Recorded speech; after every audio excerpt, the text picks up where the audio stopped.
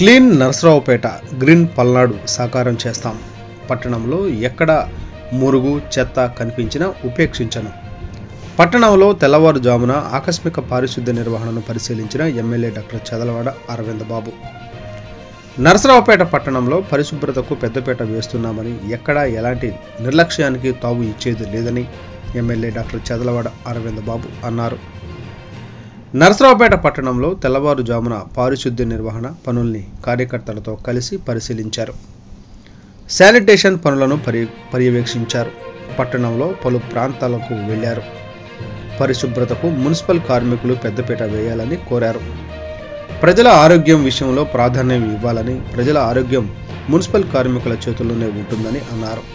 ఈ కార్యక్రమంలో municipal contractor Kranti, మాజీ కౌన్సిలర్ సంజీవరావు తదితరులు పాల్గొన్నారు.